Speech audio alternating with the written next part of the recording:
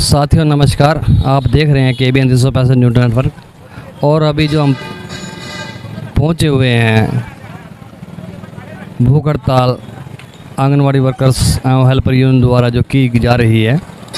आज जो हैं आंगनवाड़ी वर्कर्स एवं हेल्पर यूनियन के कुछ पदाधिकारी करनाल DC से मिले हैं।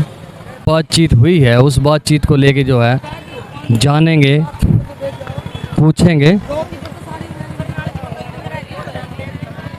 अभी हमारे साथ जुड़े हैं प्रदेश उपाध्यक्ष हैं मधु जी, प्रदेश उपाध्यक्ष हैं रूपा जी और जिला शिव करनाल है बिजनेश राणा जी। उनसे जानेंगे। सबसे पहले शुरुआत करते हैं बिजनेश राणा जी से, जानते हैं, पूछते हैं। मैम नमस्कार। नमस्कार सर जी। आज जो आप लोग DC से मिले हैं, क्या DC की तरफ से जो है संदेश आया था या आप लोग उनसे मिलने गए थे? नहीं, हम गए थे DC साहब को धन्यवाद कहने के लिए, क्योंकि आज तक जितनी बार भी बात हुई है हमारी 97 दिन में, करनाल ही एक ऐसा माध्यम रहा है जहां से हमारी बातचीत CM साहब से हो या हमारे विभाग के अधिकारियों से हो, तो करनाल ने ही बात करवाई है। तो पहले जो हमारे DC साहब होते थे निशांत यादव जी, उन्होंने भी हमारे को 3 बार बातचीत का समय दिलवाया था। और अब जो ये अनीस यादव जी हैं, इन्होंने भी हमारे को 2 बार बातचीत का टाइम दिलवाया। और जो ये बातचीत का टाइम दिलवाया था, इन्होंने हमारी बात सिरे भी चढ़ी और कुछ मांगे हमारी 29 तारीख को मांग ली थी और कुछ मांगे हमारी अब मानी गई हैं। तो इसका हम पूरे हरियाणा की तरफ से और पूरी करनाल की यूनियन की तरफ से, CI2 की यूनियन की तरफ से, आंगनवाड़ी वर्कर हेल्पर यूनियन की तरफ से हम उनका तहे दिल से धन्यवाद करने के लिए गए थे। दूसरा एक जो मसला परसों निकल के आया बातचीत में टर्मिनेशन वाला, तो वो हम अपने DC साहब से एक बात के द्वारा समझाते हुए कि भाई आज तक जितने भी आंदोलन हुआ है, इतिहास गवाह है, आज तक कोई भी टर्मिनेट हुए हैं अलग अलग कलम से, लेकिन जब बहाल हुए हैं तो एक कलम से हुए हैं। और जो ये हमारा धरना लगातार बैठे हैं हम यहाँ पे, जब तक हमारा धरना नहीं उठेगा तब तक हमारी एक वर्कर पूरे हरियाणा की अपनी अपनी नौकरी को ज्वाइन नहीं कर लेंगे। अभी जो है रूपा राणा जी हैं प्रदेश उपाध्यक्ष आंगनवाड़ी वर्कर हैं हेल्पर यूनियन की, उनसे जानेंगे। मैम नमस्कार। नमस्कार जी। आज जो DC से मुलाकात हुई है, एक तो धन्यवाद के लिए आप लोग वहाँ गए, तो दूसरा कोई मुद्दा, कोई विशेष, कोई नई जानकारी क्या है? एक तो हम धन्यवाद के लिए ही गए थे और हम खुद गए थे DC साहब से मिलने, क्योंकि अभी मैंने बताया भी है कि जब भी वार्ता के लिए सरकार ने हमें बुलाया है तो करनाल DC ही माध्यम रहे हैं, तो इसलिए हम उनका धन्यवाद करने गए थे। और जो हमारा ये मेन जो हमारी मांग थी, जहां सरकार ने फिर इसको अटका के रख दिया है कि हम मेन टू मेन ही देखकर ही मतलब बहाली करेंगे।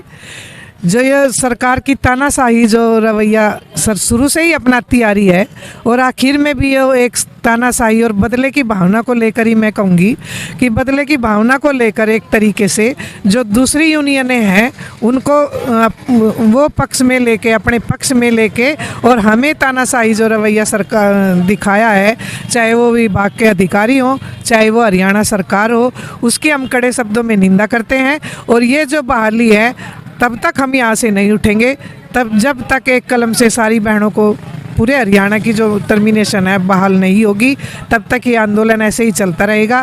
फिर तारीख चाहे 19 हो जाओ, चाहे वो महापंचायत का मसला हो, चाहे वो कल दिल्ली में जंतर मंतर पर आंगनवाड़ी वर्कर हेल्पर जो महिलाओं का कल वहाँ प्रदर्शन है वो हो, फिर हमें सरकार ना कहे कि इन्होंने ये क्या कर दिया। तो हम आपके मंच के आपके चैनल के माध्यम से कहना चाहते हैं कि सभी बहनों को एक कलम से बहाल करें, ताकि हम अपना धरना प्रदर्शन स्थगित करें। उस पर विचार करेंगे स्थगित करना है या ख़त्म करना है, क्योंकि सरकार का महिलाओं के प्रति जो रुख है उसमें लेकर महिलाओं में काफ़ी रोष है। तो हम सरकार को सद्बुद्धि दे भगवान, यही कहना चाहते हैं कि एक कलम से सभी बहनों को बहाल करें, और ताकि बहनें अपनी जनता के हित में जो कार्य करती हैं उस कार्य को करें। मैम बर्खास्त की बहाली जो है उसको लेके सरकार ने कहा कि हम 16 तक जो है कोई फैसला लेंगे, हम जांच करें, हम man to man face to face जो है हम देखेंगे। क्या समझते हैं आप, क्या चाहती है सरकार? सरकार हमें तोड़ना चाहती है। सरकार हमें इस तरीके से तोड़ना चाहती है, ये चाहती है कि इनकी लीडरों को मतलब इनका हरासमेंट करो ताकि लीडर आगे ना बढ़ सकें, और जो हमारा जो ये आंदोलन है CI2 से संबंधित है इसको सरकार तोड़ना चाहती है। और जो अपने पाड़े की जो यूनियनें हैं उनको सरकार उनके पक्ष में जाकर उनको मतलब उनके पाड़े में बैठी है सरकार, मैं तो यही कहूँगी। नहीं मतलब फेस टू फेस बहाली की बात कर रहे हैं हम, तो कैसे मतलब किस तरह से, कैसे लगता है आपको, मतलब किस तरह की जांच करके जो है वो बहाल करना चाहती है? क्या चाहती है सरकार? यही है फेस टू फेस, ये मतलब वो देख के चाहे तो हमारा रिकॉर्ड देखेगी, चाहे हमें देखेगी ये सेंटर खोलती भी हैं या नहीं खोलती हैं या ऐसे ही लीडर पना करती फिरती हैं, इस तरह की वो इंक्वायरी करवाएंगे और क्या करवाएंगे। नहीं कहीं ऐसा तो नहीं है कि जैसे आप लोगों ने पीओ के खिलाफ भी बोला है, गाने भी जो आप लोगों ने पीओ के खिलाफ सुनाए हैं, कुछ उसमें सभी बातें आ जाती हैं पीओ के खिलाफ। हमने तो CM के भी खिलाफ बोला है, मोदी के भी खिलाफ बोला है, तो ऐसे तो खिलाफ क्या जो है वो है। हमें तो जो आंदोलन की जो लाइन है उस लाइन पे ही तो हम, उस लाइन से बाहर तो नहीं हम गए। तो अगर पीओ मैडम ने राशन ना बांटा होता तो हम क्यों गाने बना दें? तो पीओ मैडम अगर चाहती तो राशन ना बंटवा सके थी, हमारे साथ ही पीओ मैडम ने भी तानाशाही करी है। नहीं जब पीओ मैम यहाँ आए थे, एक दिन आए थे, उन्होंने कहा कि मैंने कब उठाया सर पे कट्टा जो आप लोग बोलते हैं। हाँ मैंने वो बता तो रही हूँ मैं, तो जब CDPO ने बांट दिया तो पीओ ने बांट दिया, अगर सुपरवाइजरों ने बांट दिया तो पीओ ने बांट दिया। आंदोलन से पहले कोई भी सुपरवाइज़र हमारे कहने के बावजूद भी, क्योंकि ये जो राशन डालने वाले होते हैं ना, गाड़ियाँ लेके जाते हैं, ये राशन को उसमें से बरखी मार मार के काफ़ी मतलब जो 50 किलो का कट्टा है वो हमें 35 किलो का मिलता है, 30 का भी मिलता है, कई बार तो हद हो जाती है 28 किलो ही गेहूँ उसमें से निकलते हैं। जो चावलों के कट्टे हैं उनमें भी ऐसा ही होता है, और जो चीनी के कट्टे हैं वो बिल्कुल ऐसे आते हैं भीगे हुए, उनमें से चीनी निकाल के दोबारा से सी के और उसको पानी से बह के उसका वज़न पूरा करके तब चीनी हमारे पास आती है। तो हमने क्या गलत कर दिया? उस टाइम तो ये नहीं जाते, उस टाइम जबकि उन्हें उनके साथ होना चाहिए कि राशन कम ना जाए, और वो उस टाइम आंदोलन पे आ जाती हैं सुपरवाइज़र CDPO कि हम राशन के साथ नहीं जाएंगे। अब कैसे वो राशन बांटने लगी? तो हम तो कहेंगे कि चून का कट्टा PO के सिर पे है या CDPO के पे है। इसमें चाहे वो हमारी मतलब एक तरीके से हमें बदले की भावना से ले या तानाशाही के भावना से ले। अभी मधु जी हैं प्रदेश उपाध्यक्ष आंगनवाड़ी वर्कर एवं हेल्पर यूनियन की, इनसे जानेंगे। मैम नमस्कार। नमस्कार जी। आज जो DC से मुलाकात हुई है, क्या कहेंगे आप इसके बारे में? एक तो हम DC साहब का धन्यवाद करने गए थे, दूसरा जो विक्टिमाइजेशन किया है हमारी प्रॉब्लम, हमने DC साहब को कहा है कि हम कर्मचारी नहीं हैं। यदि कर्मचारी भी आंदोलन में होता है, टर्मिनेट होता है, लेकिन जिस दिन मतलब कि बात समझौते की आती है तो पहली कलम से ही सब जो हैं दोबारा ड्यूटी पे आते हैं।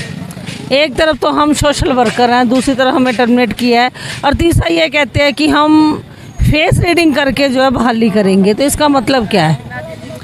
हमें तो स्पष्ट ही नहीं हो रहा कि इसका मतलब क्या है। क्या ये टारगेट लीडर्स को करना चाहते हैं? ये क्या दिखाना चाहती है सरकार? ये सरकार की मंशा में नहीं पता, लेकिन हम ये बोलते हैं कि हम सोशल वर्कर हैं।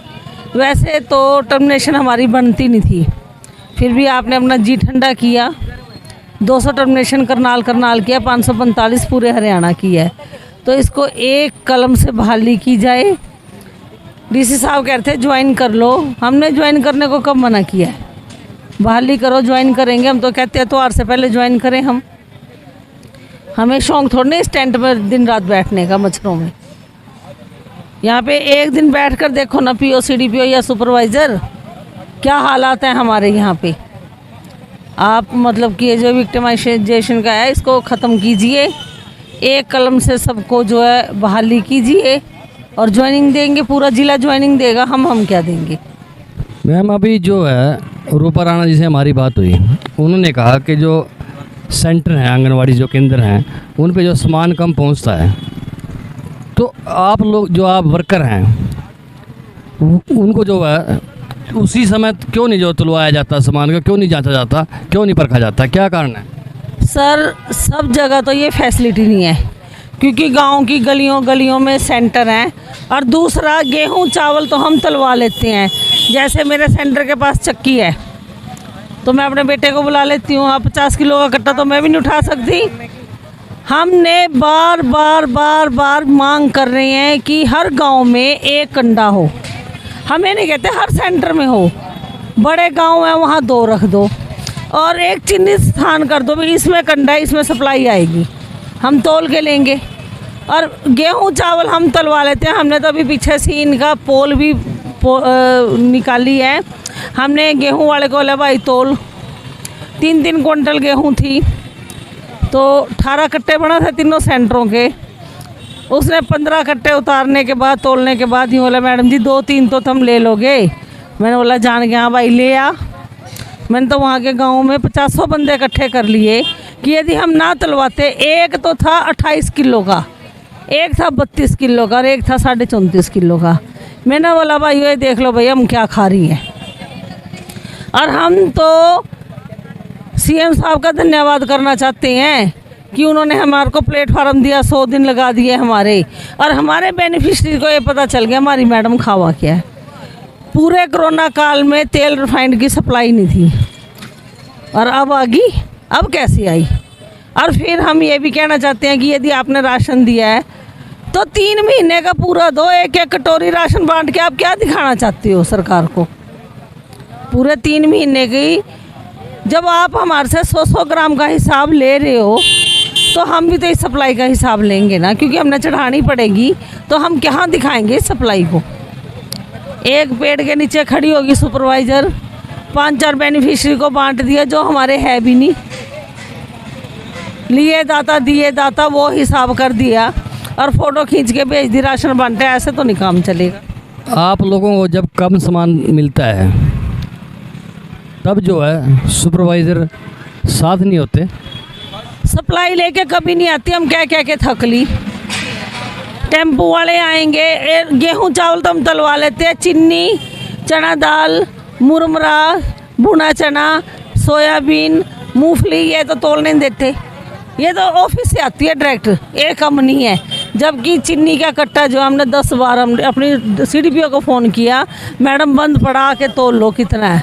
37 और 38 किलो के 36 किलो के बीच में मिलता है। वो चीनी निकाल लेते हैं परखी से और ऊपर से पानी छिड़क देते हैं। वो ज़्यादा लॉस है, हमारे को चीनी सुखानी पड़ती है हैं। और किलो 2 किलो चीनी तो कट्टे पे चिपक जाती है। आप लोग जैसे कम सामान मिलता है, इसका जो है इम्पैक्ट आप लोगों पर क्या पड़ता है?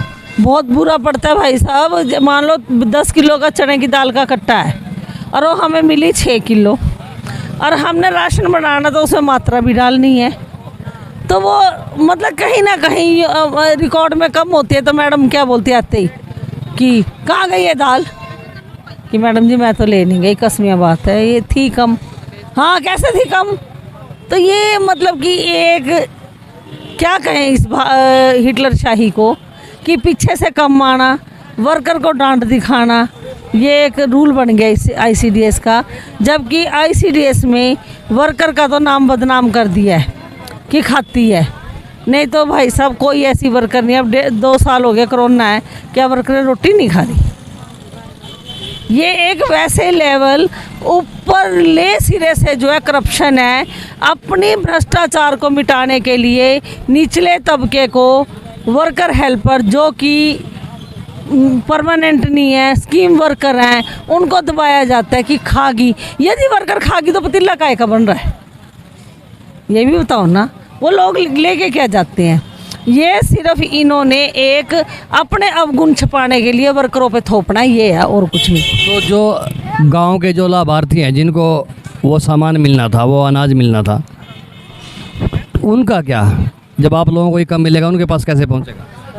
वही तो है सबसे बड़ी समस्या, यही है भाई मेरे। अब आया तो पीछे से कम और लोग हो गए जागरूक।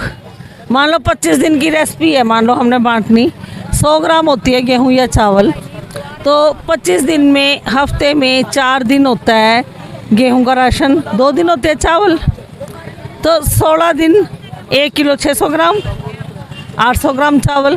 पीछे से ही कम है, मान लो हमने 700 भी दे रहे, तो फिर यूँ होते ए बहन जी 100 ग्राम तू खाएगी, तो कितनी जिल्लत आती है।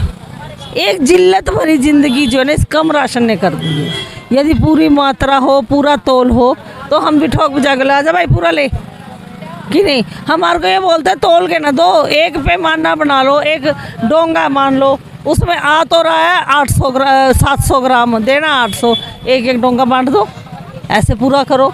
तो चोरी करना भी खुद सिखाते हैं और रास्ता भी खुद ही सिखाते हैं, ऐसे करो। मतलब आपकी एक तरह से सामान आपको कम मिलता है सरकार की तरफ से, आपकी मजबूरी बन गई है लाभार्थियों को जो है कम देना और गांव से जो है वो गालियाँ खानी। बिल्कुल जी। और जो समझदार हैं, जिनको ये पता है कि ऐसा नहीं है, पढ़ी लिखी महिलाएं भी बहुत आ गई हैं, और जो हम मदर मीटिंग्स करते हैं उसका भी हमारे एरिया में बहुत फ़र्क पड़ा है। हमारे बेनिफिशरी में पढ़ी लिखी मदर मीटिंग्स है, मदर मीटिंग करते हैं, वो देखते हैं ये राशन उतर रहा है, वो हमारे को जाती आती को भी देखें कि आंटी क्या लेके जा रही है, तो वो समझती भी हैं, वो हमें कोऑपरेट भी करती हैं कि आंटी भी आप तो कुछ लेके ही नहीं जाते। तो ऐसा नहीं है, पर ये सरकार की मंशा है कि भ्रष्टाचार खुद करो और थोपो वर्कर हेल्पर पे, जबकि वर्कर हेल्पर जो है कोई भ्रष्ट नहीं है, कोई वो नहीं। साथियों, अभी आप सुन रहे थे प्रदेश उपाध्यक्ष मधु जी को, प्रदेश उपाध्यक्ष रूपा जी को, जिला सचिव बिजनेस जी को, डीसी से मिले, धन्यवाद किया, आगे की जो है अपनी समस्या बताई। साथियों, KBN 365 न्यूज़ नेटवर्क को लाइक करें, सब्सक्राइब करें और शेयर करें। पत्रकार साथी चमनलाल के साथ मैं धर्म सिंह।